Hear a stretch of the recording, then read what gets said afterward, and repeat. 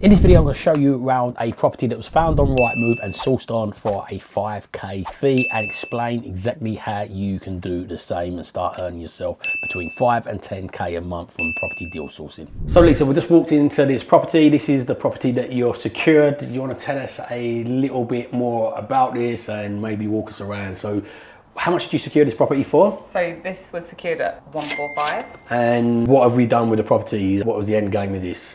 So we sold it to an investor. It's pretty much a turnkey, so they don't have to do much to get it ready to be rented, and they're going to put a tenant in for a year and then look to kind of refinance after that. But it's a cash purchase.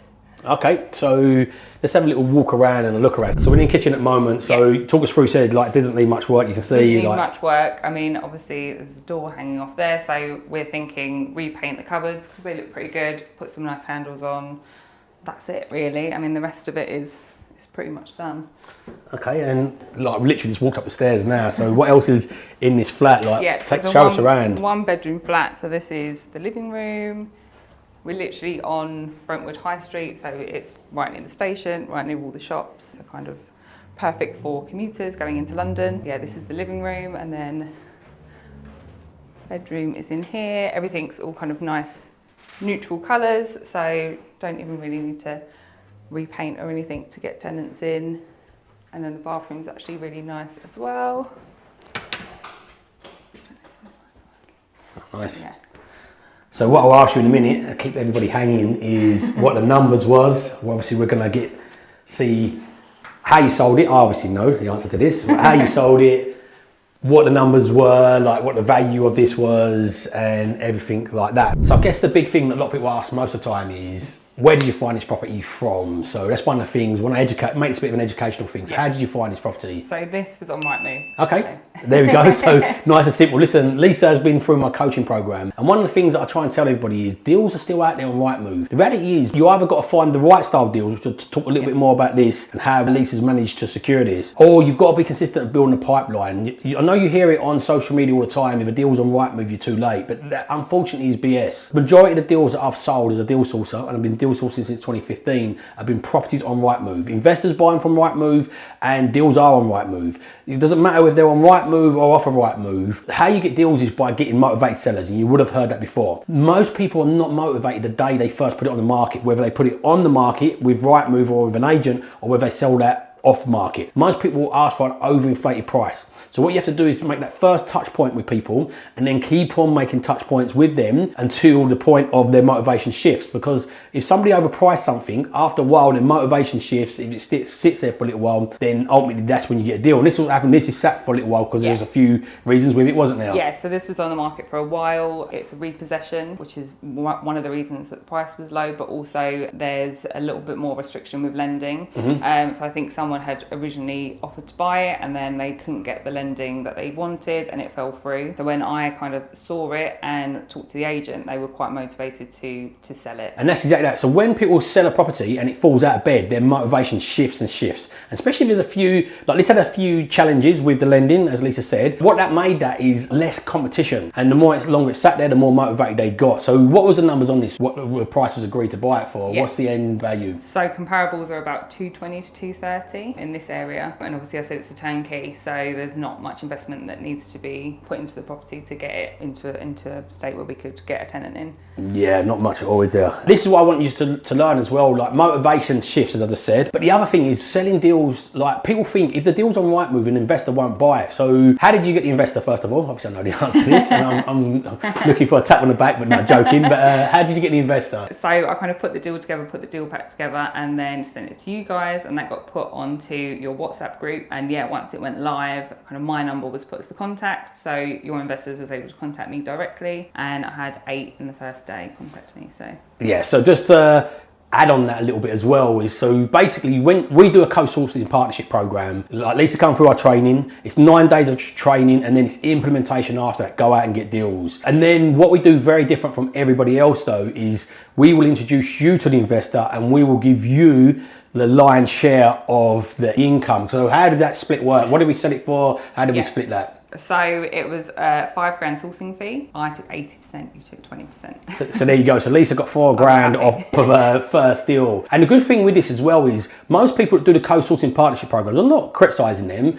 but they will do 50-50 split and they will keep the investors to themselves and they do all the conversation with them. But for you, my gain out of this is not co-sourcing and not sourcing. I take a little split because obviously we put some work in there and nurtured the list. But ultimately, I enjoy training people and watching them go through that process more than I do deal sourcing. And I know one of the biggest bottlenecks when you're starting out is finding that first investor when you've not got no track record. So leveraging my track record, my experience, and obviously you're on calls each week. So whenever these challenges come up along the way, which there was a few, which always is, by the way, if you get into property, Lisa could jump on the calls with us to be able to navigate those challenges along the way. So the training, so when did you start the training and what was the time scale from? So I started the training March maybe, and I think it was about 6 weeks from literally day one of starting the training to selling the deal. Amazing. So let me manage people's expectations though. This is an exception, not the rule. In my experience, it usually takes about 3 months. And we put the training together in a way that people can do it in as little as 15 to 30 minutes per day. So you should do more and you can do more. But what we want to do is get you in the practice. And most people don't get deals because they don't stay consistent and they give up too quick. So I believe it's around a 3-month period. Lisa, be fair, Lisa done some previous training with some other people. So you already had an understanding. So he's already hitting the ground running with that. But a very unique program. We introduce you to investors, we teach you how to speak to the investors, although Lisa got chucked in the deep end a little bit with that, but we teach you how to speak to the investors and then let you build a relationship yourself. So then if you start documenting it, go and follow Lisa on her Instagram. She started documenting this.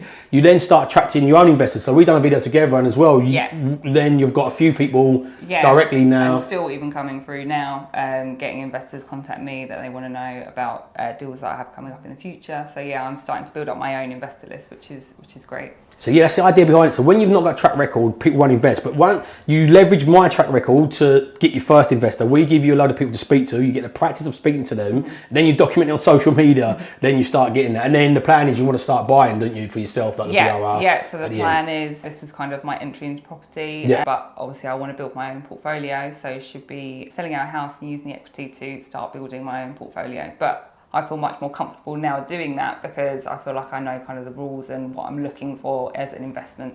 Yeah, this is a great thing. Starting with deal sourcing, it builds so much confidence and there's not so much commitment to it, you know? Like if a deal falls out, you've spent a bit of time and effort to get it there. When it's your money, what you're investing with, it's a little bit more scarier kind of thing. So it's amazing. Why have you chose property anyway as a... So I have 2 kids now. I used to work like a 9-to-5 job in the city, lots of travel, lots of time away from home. And now that I've got my kids, I want to build a passive income and spend time with them basically and be able to be at home with them, but also earn an income. Yeah, so you want to do this on your terms, basically. That's my theme. My wife's live my terms. You haven't heard me say it before. My mission is to help other people live on their terms and that flexibility. And you've got a big move coming up as well, haven't you? So moving to Spain in like 3-4 months, hopefully. So yeah, one of the other things was doing it remotely and learning how to do it remotely because I'm going to be living in Spain. My husband works remotely and we're going to try and build a nice kind of family life out there for us while still being able to earn money from the UK, which would be great. Yeah, amazing. There's a couple of old, dated misconceptions within the property space. Number one, you have to invest within an hour from where you live. I've been investing for over a decade, 250 miles from where I live, 4 hours away. So that kind of debunks that. I'm now training loads of people to do this. And another thing is, with it, especially the sourcing space, you have to sell deals that are off market or investors won't buy them. If you position it correctly to them, they're buying the service off of you doing the viewings, you arranging everything, you doing the research of the area. They're not necessarily buying a deal. So that's another myth debunked obviously here. This has been sitting on Rightmove and sold. And then the other myth is you can find deals on Rightmove. 90% of property transactions on average get done via an estate agent. So if you do not learn how to buy from an estate agent, you're going to leave yourself short wanting. If you only target the 10% and only target motivated sellers, like if you look at this in a bigger concept. So last year, end of quarter, when we was going into high interest rates and we thought everybody predicted the market's going to crash, there was 178,000 arrears. So that sounds a lot, but when you look on the grand scheme of this, there's 28 million mortgages. So that's 0.6%. One of the biggest reasons people are motivated to sell is when they're in arrears. So if only 0.6% of people are in arrears and only 10% of them are off market, how many percentage of that 10% off market deals are in actually arrears? So I'm not saying don't do off-market deals. Definitely do those, and we teach that on the program as well. But a little bit later on, we teach you how to get deals from agents first of all, and then we build in the more complex stuff at a later date. But what I'm saying is these things are more unachievable. The reason people tell you this, and I'm a coach myself, and if you want to work with us, definitely comment below coaching, and we'll send you over how that works. But I'm a coach myself, and the reason people tell you this, and I've got nothing against coaches obviously, is because saying off-market deals, all these buzzwords sounds really sexy and it sells courses, you know, like you don't need no money down and all these things, and it's just not reality. Well, it might be for the exceptions of the rules and the odd percentage of people, but not for the masses. So Lisa, where do people find you? How can they connect with you? They want to buy a deal with you directly? Yeah, so my business is called Heartlands Property, and it's just at Heartlands Property.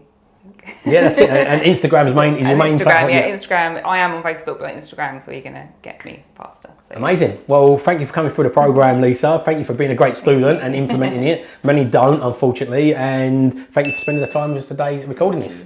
Thanks, Harvey.